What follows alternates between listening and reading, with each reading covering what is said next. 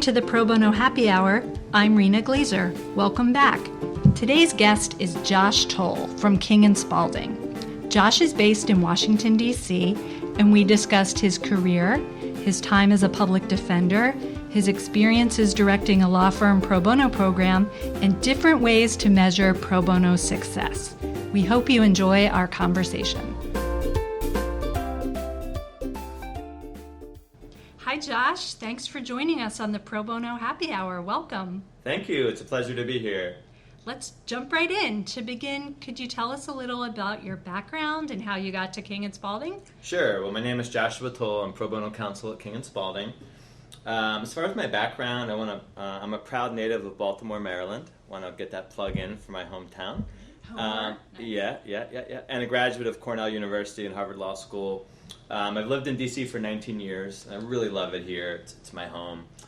Prior to working at King and Spalding, I was a public defender for 4 years in the Maryland state system, which was really a great experience. I really can't say enough good things about it. I think we're going to talk about that a little bit later. But anyway, 2 years in the Baltimore city and 2 years in Rockville.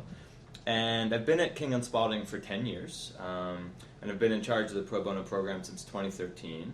And we are a full-service law firm. We started in Atlanta, Georgia, and we now have 10 offices in the United States and then 10 more offices internationally.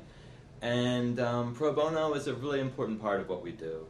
We have a very high participation rate across the firm, all levels, and our pro bono program is really geared towards assisting persons of limited means, with a particular focus on vulnerable populations, such as disabled veterans and victims of domestic violence as examples. So we are for sure going to drill into your work as pro bono counsel and the pro bono program at the firm, but let's take a little step back and talk about your work as a public defender and how that has been a useful perspective or given you a leg up in your current position. Great question. As I said, I had a really great experience as a public defender. I actually really love talking about it because it was such a great part of my career. I really feel like, looking back on it, it taught me so many things that are invaluable lessons, not only for my career, but also that really do directly apply to running a pro bono program at a large law firm. And, really as a public defender, you have a lot of cases, obviously. We always hear about overworked public defenders, and I was constantly having to deal with a really heavy caseload. But, what's so great about it is that each one of your clients is a vibrant human being with his or her own story.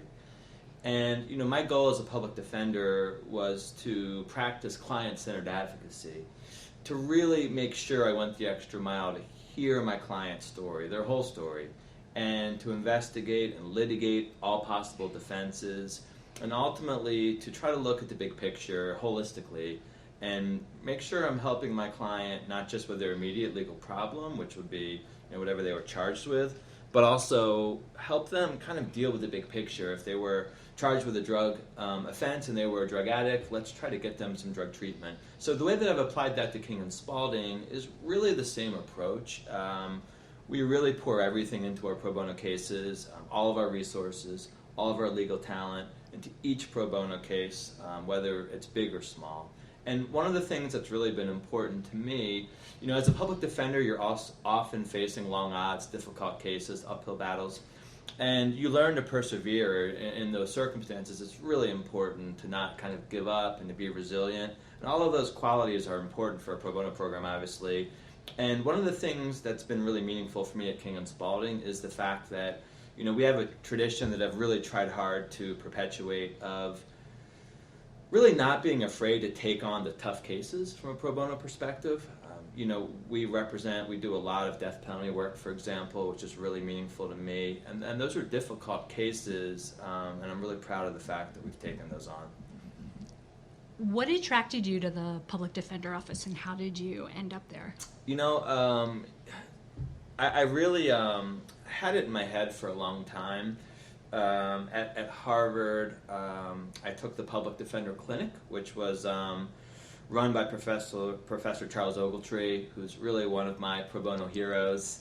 So you've anticipated one of my further responses. Spoiler alert, right? Yeah, exactly. But Professor Ogletree really taught me so much, and that was a clinic that I took in my third year of law school, and I really felt like that was probably my favorite thing that I did in law school, and he's the one that really introduced the concept of client-centered advocacy and really empowering your client to make his or her decisions based on legal advice that you're giving them and treating each client as a person. I think that's so important. Our system is so overloaded with cases, and sometimes you can think of a person almost as a statistic, and Professor Ogletree really led the charge, and he obviously was in charge of PDS back in the day, and he has a wonderful resume, and he's been fighting this battle for so long. And so taking that clinic really kind of implanted the idea, and I grew up with really liberal parents, and the idea of being a public defender had always kind of been attractive to me, and so it was kind of in the back of my head, and I had such a great time at that clinic. And I started my career at a different law firm, but I never really lost sight of the goal to be a public defender, and I got to a point where it kind of made sense to make that tradition, and even putting aside the fact that I really believe so strongly in the right to everyone to get a defense, it's also just a great way to get trial experience, and I love being in court. And being a public defender, you're just in court all the time, obviously. And I tried so many cases. I tried a bunch of bench trials and some jury trials, and that experience really was really helpful for what I'm doing now. I think we'll talk about that in a little bit too, right? Sure. Client services, yes, but also skill development. Right.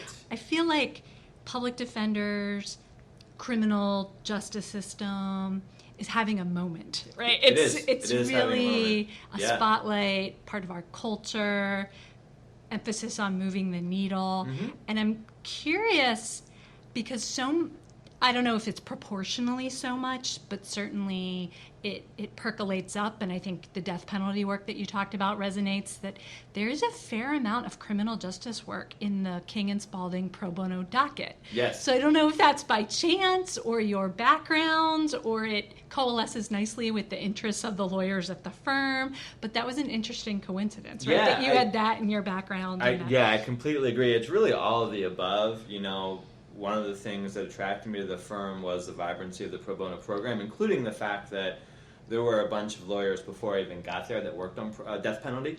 And so, when I came as a former public defender, I obviously wanted to continue that work. And, we've recently been really focusing on the Clemency Project. And we've really worked hard. We have about 50 lawyers firm-wide at King and Spalding, if not a little bit more than that, working on the Clemency Project. And as you know, these are nonviolent drug offenders in the federal system who, most of our clients are serving life without parole, for a nonviolent drug offense. And when I tell people who are non-lawyers about that, many of them are shocked to hear that that's even possible. You think life sentence, you think, okay, that's a murder charge, but life sentence for a nonviolent drug offense, it does strike a lot of people, in my experience, as too harsh. And I'm very happy to report that we've obtained clemency for 8 of our clients so far. So we're really happy about that. 8 of our clients that are, I think 6 or 7 of them, I can't remember, were serving life. So the large majority of the 8 serving life without parole. And they're now going to get to go home to their families to rebuild their lives. And we're really excited about that. And that's another way that we've kind of perpetuated the criminal justice work. There are many, many more people in the queue, so yes, we hope the program will keep going. Could you, just for people who maybe aren't super familiar with the Clemency Project, right, give just sort of a little elevator backgrounds on... Yeah, absolutely. I love talking about it because it's such a great example of how different nonprofits can come together. And basically the background is that President Obama and the Justice Department basically invited the project. They to their credit, made a public announcement of recognition that because our drug laws have changed, the guidelines are no longer mandatory, the crack, powder, cocaine disparity has been changed, a lot of things have changed. And that means that, and DOJ charging policies have changed, and to Eric Holder's credit, before he left, he issued a memo to change the way that they charge the sentencing enhancements, which lead to life without parole. And they're now using that much more sparingly, which I obviously think is a big step in the right direction. And so that means that a lot of people are serving sentences that if evaluated today would be much lower. And so what happened is that a bunch of great nonprofits like the American Bar Association, Families Against Mandatory Minimums, National Association of Criminal Defense Lawyers, Lawyers Committee for Civil Rights, ACLU, got together and they created this project, and it's such an ambitious project. I mean, they've surveyed all of the inmates in the Federal Bureau of Prisons who have served at least 10 years, which is one of the requirements, and then they put together this massive database. They trained law firms, they doled out the cases, they provided mentorship, they've answered questions, they've given us feedback. I mean, we obviously couldn't do it without them, and so it's been a great collaboration, and obviously many big law firms, in addition to King and Spalding, are working on Clemency Project cases, and I have to say it's really been a great experience for my colleagues because many of them didn't have criminal experience before this, and the training has been great, and it really gave my colleagues a chance to understand someone's life story, all the mistakes they have made, but you also see, because they've served 10 years in jail, and one of the criteria is a good prison record, we've seen some clients that really have turned their lives around. And these are inmates who are volunteering to serve on inmate suicide watch to help their depressed fellow inmates, and they're doing a lot of great things. They've educated themselves, they've become mentors, they've written books, and to get a chance to really delve into someone's life history that way and to marshal all that positive information to say, hey, this person deserves a second chance, it's been very meaningful for my colleagues. Let's talk about your time at King and Spalding. Yes. And how you spend your time. Yes. When did you become Pro Bono counsel? Right. So I've been in charge of the Pro Bono program since 2013, and my time is really a mix, which I love. I love the mix. Obviously, because I'm responsible for the program at Pro Bono program in all of our offices worldwide, there's kind of a lot coming at me. And so I have to kind of make sure on a week-in, week-out basis that I'm covering the ground. But basically, it's a combination of, first, I'm networking with outside nonprofits and legal service providers, some of which I've already mentioned, to make sure that we have the right pro bono opportunities that in each office. And, we work with so many great nonprofit partners. In Atlanta, we work with Atlanta Legal Aid, Atlanta Volunteer Lawyers. And that's a big part of what I do, is just trying to make sure that we have the right opportunities. And then once we have a set of opportunities, I spend a lot of time just promoting the pro bono program internally, making sure that my colleagues are aware of what the opportunities are. And I also, just do a lot of internal relationship building to get their feedback on, do the right opportunities exist? Are there other areas that they want us to go into? So that's a big part of it. And then a big part of what I do, which is totally separate from what I've just mentioned, is I get involved supervising, particularly in D.C., where I sit in D.C., I get involved supervising and mentoring my junior colleagues on pro bono cases. And that's a really great part of what I do. I love doing that. It's like I'm a coach, and they're the players, and I'm giving them feedback, and I'm able to thankfully rely on all the great trial experience that I got as a public defender, and I've been in so many situations, and you name it, I've been there. And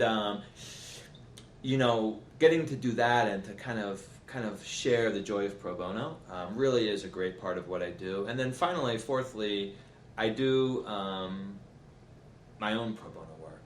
I've always said, and the firm is very cool with the fact that while I love mentoring my junior colleagues, I also want to do my own pro bono work as well, because I don't want to just be administrative. I love the pro bono work. That's why they chose me for this role. So I have my own pro bono clients, and some of those are team efforts. I'm not always solo, but it's important for me to maintain that contact with actual clients. I took on some of the clemency cases myself, for example, which I've really enjoyed working on. And I actually just got a call from one of my successful cases today, and he's now been transferred to the halfway house. And so he's so happy to get out of prison. I mean, it's such a great feeling for him. So that's kind of the lay of the land generally. And do you still maintain a commercial practice for I have a pain small claims? commercial practice, but 2/3 of my time is pro bono. And the commercial practice that I have is white-collar criminal defense, government investigation. So again, I feel like I'm sort of drawing on my public defender experience, because I'm, albeit a different type of work, it's criminal defense, which I love. So we all have way too much on our to-do list Yes, than we often for sure. are able to get to. So what, if you had more time, would you be spending it doing? Yeah, I'd say one of the things that I wish I could do more of is when we conclude a pro bono case, I really want to keep in touch with the clients just to see how they're doing. And sometimes I do, but I'm not always great about that because you just move on to the next case. And there's so many current cases that I have to make sure I'm doing the right things on that I don't always get a chance. But you want to hear how someone's doing years later. And that's something that if I had more hours in the day, I'd love to be able to spend more time checking in with past clients to see how they're doing. I think one thing the pro bono community in general struggles with is how we measure and document the impact of our work. That's right. So doing something like that would really great. Boost those efforts, but it never rises to the It's hard. top 10 of our ability to execute on. I also think sometimes you feel like the relationship is concluded. How will I be received? Like, Sure. Do they really want to? I mean, they've moved sometimes on, we've moved on. Maybe, clean break sometimes. They will circle back with us sometimes if they have, like, another problem or something happens. Yeah. So sometimes I think, hey, if I haven't heard from them, that's probably a good sign, but you never know for sure unless you really reach out. Yep. Now, are there things that you do that you wish you could be doing less of? Great question. I think any pro bono counsel or pro bono partner would tell you that there are various internal administrative things that we need to do, whether that be things like the pro bono budget that certainly are important, but not as much fun as working with actual clients. Yeah, and I would say for some people it's surveys, and we are very Yeah, mindful of that, right. being PBI a survey of course. issuer of trying to not bombard people. Spend a lot of time answering surveys. Let's talk a little bit about the overall governance structure of the firm's pro bono program. No one can run it alone. Right. And you have allies and other leaders who help. How's the program structured, and who helps you run this? Yeah, awesome great program? question. So we have myself, and then we have I have a community affairs director named Linda Parrish in Atlanta who does a really great job. And who has been around a long time, it's great. She's got such great historical knowledge. She's a non-lawyer, but she helps me with the various administrative aspects of the program, and I really couldn't do it without her. And then I have a firm-wide pro bono committee, which is made up of myself, Linda, and then one partner from each office, in some cases 2 partners in some of the offices, who are the local pro bono chairs. And their role is to really publicize the opportunities in each office and to kind of be my people on the ground in those offices. And they help me. We have quarterly phone calls, and they help me. The pro bono committee, they help me with setting policy, making decisions. We consult by email as needed. They help me roll out new programs, publicize trainings, work on ways that we can get people excited about pro bono. And then we also have local pro bono committees in some of the larger offices where the people who are really interested in pro bono and want to kind of take a leadership role, we meet as a local office to talk about what the opportunities are, what can we be doing more of, etc. So it's really a great structure, and like you said, I could not do it without all of the help of all of the lawyers and non-lawyer professionals that are helping me in all the various offices. Yes, as firms have evolved and grown, we've got to look to empower and broaden the bench. It's just impossible if you just look at scale, but also it improves buy-in, right? More Agreed. people feel invested in the program. Programs are fragile when they're only about one leader and one person. Do not want to be a one-man army. Not effective. So I think we've danced around this for a while, and it may be a historical legacy or it may still be the case, but I think for many, we think of King and Spalding and we think of Atlanta. Sure.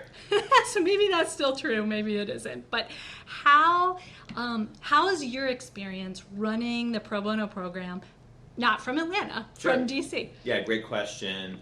It has actually been remarkably seamless, thanks to all the assistance I'm getting from Linda and my pro bono chair, Phil Holliday, in Atlanta. Certainly I travel to Atlanta a lot. I like to joke that Atlanta is my home away from home, so I've gotten to know the city quite well, which has been great to get to experience another city. So I go there a lot for meetings, and I do a lot of video conferences. But, a lot of what I do is interact with my colleagues by email or phone call, so I'm obviously able to do that remotely. So it's kind of a patchwork, but I'm able to make it work, and I think it's been manageable. I think it's an interesting case study Mm-hmm. because in many respects people struggle with sometimes there's the home office or the Sure. main office because of history, because of numbers, because of size, and everywhere else. And by having leaders everywhere else, it really invests the rest of the firm to feel part of the enterprise. I think it's great. I think it's an interesting, perhaps a quirk, but could pay a lot of dividends. Agreed. Unintentional. Definitely. Unintentional dividends. So what are some of your favorite tactics for motivating attorneys? What are your best pitches for getting people involved in pro bono? Right. So I always sell pro bono within the firm as a win-win. That's kind of the way I describe it. It's a win in that giving back is the right thing to do, without question. And also it feels great to help someone with an issue that's so important in their lives. The stuff that we deal with is so fundamental. And I think back recently, actually a few weeks ago, we had a case from the DC Bar Pro Bono Center, which is one of our main pro bono partners. They're really great. And we took a case with kind of a short deadline because it was really an urgent case. And we had a hearing in DC Superior Court in a family law case, and we were able to obtain child custody for one of our clients who was a victim of abuse after a contested hearing. And she was literally crying tears of joy after the hearing. And I could just tell from the look on the associate's face how meaningful it was to him. He had worked really hard on the case, and his work paid off. And that's the type of experience that you can have in pro bono. And I really... That's the first win is just that it's the right thing to do, and it's a great experience. You're helping someone, but secondly, it's a win for the associate because they're able to get tremendous professional development opportunities from pro bono. We had an associate argue a case in the Supreme Court, which we're really excited about, a pro bono case, and talk about the ultimate professional development opportunity. Arguing in the Supreme Court, and we have these types of opportunities for associates. We've had day in, day out. We have associates take depositions, argue motions in federal and state court, and go to trial, go to contested trials, and those are just great opportunities for our litigation colleagues to be able to build skills that's really going to help them in their career. They could be in a billable matter, and a partner could say, have you ever taken a deposition before? And they can say, well, yeah, I just took 3 depositions, and it's great for them to be able to leverage that. And it's not just litigation, of course. Our corporate associates are drafting agreements, pro bono, getting a ton of client experience, negotiating things. So it's really a win from that perspective as well. And it's also a way to get to deal with really interesting issues that they don't really normally get to always confront in billable work. I mean, we have a ton of, obviously, constitutional issues in pro bono cases, and, in this Clemency Project, we're geeking out on the federal sentencing guidelines, which has been really fun. To be able to confront some novel issues is also a great part of it. So I always just basically sell it on the win-win, and I think that message has been effective. It's a big tent. There are a lot of reasons to do pro bono. Yeah, a lot. and they ebb and flow over time, and I think over a person's career. So I like to think about what young associates want and need can be different from junior partners and up in, and folks kind of phasing down their commercial practice right. and right. having time and interest of a different scale. So it's ebbing and flowing, and there are a lot of reasons, and whatever moves the needle, I think it's all good. Yeah, and let me just put in a pitch on that point, because we have 2 retired partners in our Atlanta office that are really crushing it. One of them is Lane Dennard, is a retired partner who's former military veteran himself, and he basically started a clinic at Emory Law School to assist disabled veterans. And this is something that he's doing as a retired lawyer, and he's done such a great job. The clinic's won all kinds of awards, and they're just helping so many veterans. And then my predecessor, Bill Hoffman, is now retired partner at King & Spalding, and he's still doing a ton of amazing asylum work. And to see those guys, they're not just going to kind of rest on their laurels. They're still fighting the pro bono fight. It's really inspirational. It is, and there's plenty of time to golf, but there's time to do other things they do it too. And they're such role models because when other people see people, you're living your passion. I mean, right. These are causes that they care so much about, and they are amazing models of behavior that then flows, kind of up and down the food chain. And in addition to being community-wide examples, it goes beyond, the firm. So that's amazing. I know we've talked already about some examples, people you've obtained clemency for, people crying tears of joy, and it's always hard to pick and choose, but do you have other examples of pro bono matters that have been particularly meaningful to you, either that you have worked on or you've coached up? Yes, absolutely, I do. I actually have a lot, but in the interest of time, I'll try to limit it to a few. The first was a death penalty case that I worked on a few years ago. We do a lot of federal habeas work, as I've mentioned. A lot of it's with the ABA Death Penalty Representation Project, which is a great organization. Would definitely put in a plug for them to anyone out there listening. They're a great organization, and there's so many habeas clients in need of representation. A lot of people don't realize that you don't have a right to a lawyer on habeas, which is really crazy given how important it is. But so anyway, I'll remind people that Esther Lardent and Tammy Taylor worked at that project. That's right. And out of their work there was the launch of the law firm project in PBI because they were so frustrated, at placing these cases, cold calling lawyers, that there had to be a better way. So it sort of all comes around, but yeah. Right, so this case was a case where the court-appointed lawyers really had neglected their obligation to conduct a meaningful investigation into our client's life by way of mitigation before the trial. Our client had been horrifically abused, as you see in so many death penalty cases, physically, mentally, sexually abused as a child. And they discovered very little of that evidence and presented almost none of it to the jury, who was going to decide whether our client lived or died. And we were able to convince a federal judge to hold an evidentiary hearing, and we presented the testimony of the brother and the sister who witnessed multiple episodes of abuse. And it was so unforgettable. Their testimony was so riveting. There was literally not a dry eye in the courtroom. It was so powerful. And that testimony, the jury never got to hear. And so we were extremely gratified when the federal district court judge issued a very thoughtful opinion, agreeing with us that our client had in fact received ineffective assistance. However, we knew that it was premature to celebrate because we knew that the other side was going to appeal, which they did. And we ran into difficulty on appeal due to a new Supreme Court case, Cullen versus Pinholster, that restricted when federal judges can hear new evidence. And it was really like losing on a technicality, which is extremely frustrating because ultimately the appeals court found that the district court judge never should have considered the evidence offered by the brother and the sister, despite how compelling it was. I mean, talk about form over substance, but that's so often what happens in habeas. And ultimately, after a hard-fought battle, including a clemency application to the governor, we lost the case, which was really difficult and very disappointing. But what really stands out to me is really two things. First of all, how happy our client was that we had really fought for him.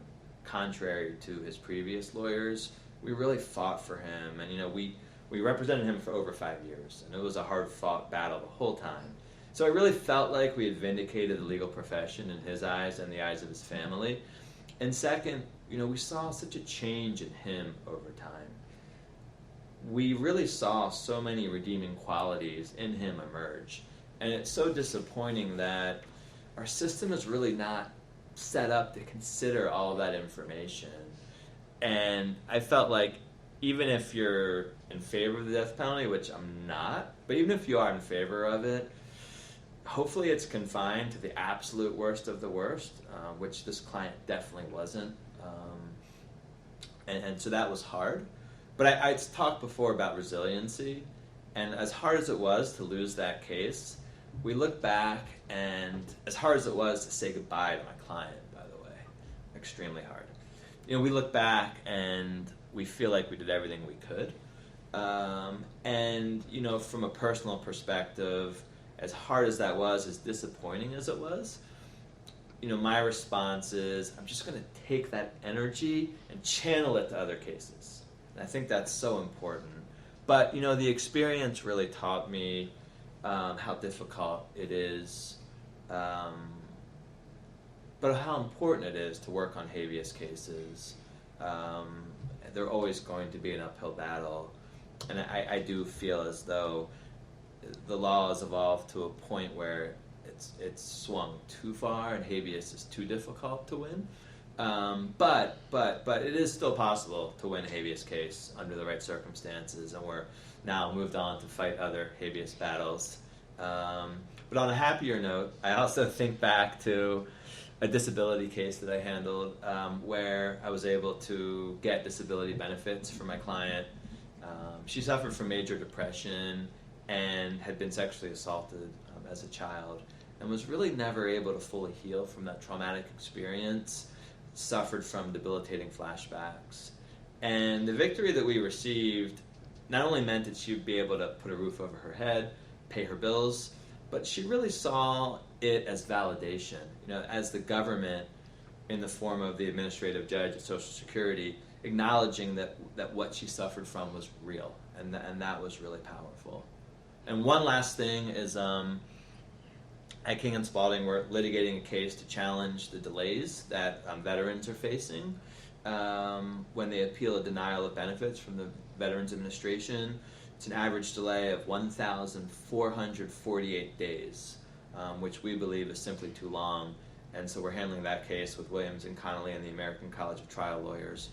Those are colleagues of mine in Atlanta. And I'm very proud that we're trying to achieve some systemic change for veterans.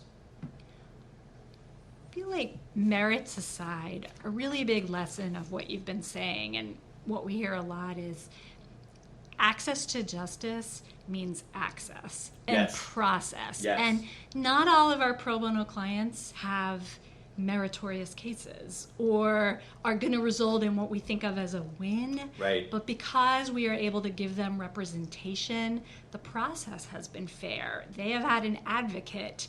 And I think time and again you hear from pro bono clients, even if the outcome wasn't what we would think of as, a victory. Right.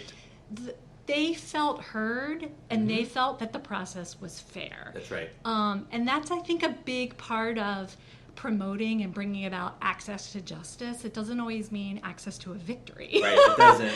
But it means a fair process That's right. for all of us, not just those, in the top 1%. I completely agree. And I will say that, back when I used to be a public defender, we used to have a saying that if you haven't lost more cases than you've won, then you haven't tried enough cases. And it's really true. You're going to lose cases as a public defender, but that's okay because you're giving your client his or her day in court. And, sometimes you can go to trial, you might lose a case and still end up with a better sentence than the original plea offer. So we call that a public defender victory. Sure. Or you reach a good settlement, or there's a lot of ways. There's a lot of ways we can help, and I think sometimes for our pro bono lawyers, they really do want the rainbow, the puppies, the happy outcome, the wonderful ending, the clemency grants, and I think doesn't always happen, so we have to manage expectations, but knowing that you've helped someone navigate this sometimes very unfair or unbalanced process can be vitally important. And so I like to understand that as a win as well, even if it's a win of a different kind. Right. So what's on the horizon? Do you have any goals, short-term or long-term, for the program? Great idea. A great question. I'm really always trying to pursue new areas. One of the things that we've been working on, like a lot of big law firms, is partnering with corporate clients. We're seeing more and more of our corporate clients wanting to collaborate with us. And that's really been a great model because obviously these corporate clients have great legal talent in their in-house departments, and these are great lawyers who want to do pro bono, and they really kind of rely on us to kind of identify opportunities, to partner with them. It's a great way to get to know them and for them to get to know us, so it's really can really strengthen those relationships, which is great. So I'm focused on that, and then I'm also focused on international pro bono. It's harder because we have offices in countries with different legal systems. It's fairly straightforward in our London office because it's sort of the same common law system, but in many of our offices, it's just completely different. And identifying, pro bono opportunities in Singapore is obviously a lot different from identifying them in DC or Atlanta. And yet, many of my international colleagues want to do pro bono. And it's sort of figuring out ways that I can get them involved. We've begun, for actually a number of years now, we've been working with IRAP, International Refugee Assistance Project. And that's a way that I've been able to get some international attorneys involved, which has been great. But I'm currently, and we work with trust law, which is great. But I'm currently just really focused on trying to expand our international pro bono work. Global, partnering with clients, two big topics for us. So yes. We'll have you back. We'll have to deep dive Absolutely. into those. Those could be their own separate episodes. Exactly. So who's your pro bono role model? Great question. I've already mentioned Professor Ogletree. Yep.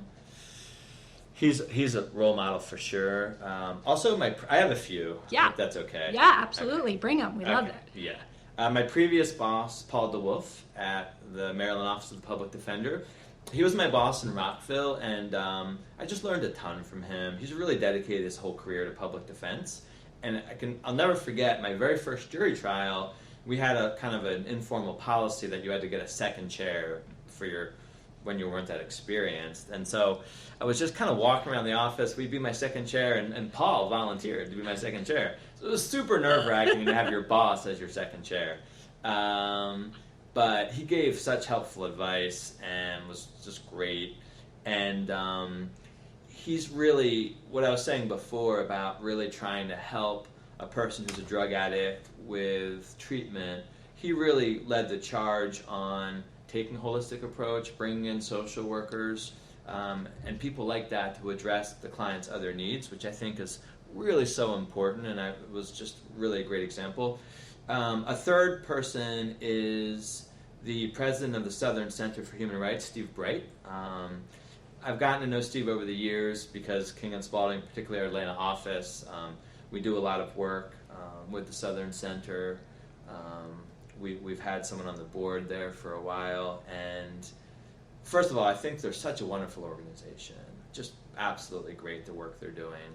But secondly, Steve in particular is really an inspiration to me. The way that he just doesn't back down, the way that he fights for his clients, and the way that he recognizes their humanity. Every year I go to the Southern Center dinner, and it's typical for the Southern Center to have a client speak. And they'll get up there and they'll talk about all the great work that the Southern Center has done for them, but you really hear the depth of their relationship with Steve, how much Steve cares about them.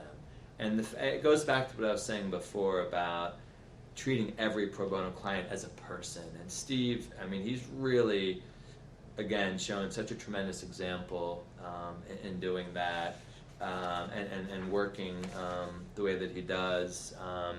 As I know you know, he had a recent victory in the Supreme Court, which I was really happy to hear about. And then finally, last but not least, Brian Stevenson is also a hero of mine.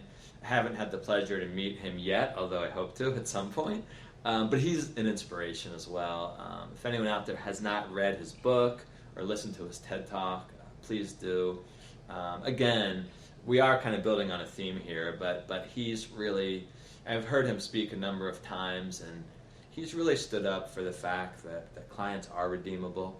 And I have a particular interest in juvenile justice issues, and Brian has played and will continue to play a leadership role in that area, which I think is really inspirational. Yeah, I think the book is Just Mercy. Just Mercy, We recommended it as one of our summer readings a few summers ago, I think, and it's a great read. It's a great read. I think, are they making it into a movie? I heard. I think. Yeah, I didn't hear who's going to play Brian Stevenson yet. Let's play that game, right? Cast that famous person. So let's end with this, Josh. If you had a magic wand, what one thing would you change about access to justice? This is a great question. There's a lot I could choose. But I think if I could change one thing, it would be enacting a civil Gideon. Guaranteeing the indigent a right to counsel in civil cases. So that might be a news flash for some listeners right there. Right. That there is no right to counsel in That's civil right. matters. A lot of people don't realize that. And, these are cases where people are facing things like losing custody of their children, eviction, deportation. I mean, really critical things. And I'll never forget the first time I went to landlord-tenant court in D.C., they do a roll call in the beginning, and I was shocked by how many tenants facing eviction were there without a lawyer. And, we're there. I was representing a client. There's great organizations like Bread for the City and Legal Aid that are doing that work, but they're trying to stem the tide. The D.C. Bar Pro Bono Center has a self-help clinic there. They answer questions, but it's certainly, a civil Gideon would require a lot of resources, but to me it would be absolutely worth it, the ability to affect so many citizens' lives. So I really hope that I get to see that day. Well, that's a perfect note to end on. So, Josh, thank you so much for talking with me today. It was a pleasure. It was my pleasure. Thanks so much for having me. Thanks for listening to our discussion with Josh Toll, and special thanks to Josh for his time and sharing his expertise with us. Additional episodes of the Pro Bono Happy Hour can be found on iTunes and YouTube. Be sure to subscribe if you haven't already, and take a moment to leave a review. We'd appreciate the feedback, and it would help make it easier for other listeners to find the program and expand the conversation about pro bono and access to justice. To learn more about the Pro Bono Institute, visit our website at probonoinst.org. Want to learn more about the world of in-house pro bono? Check out the PBI Podcast Network's new feed. It's called CLO and Pro Bono Series. CLO stands for Chief Legal Officer. The program explores the world of in-house pro bono at corporate legal departments. Links to the program can be found on our website. Thanks for joining us, and we'll see you next time on the Pro Bono Happy Hour.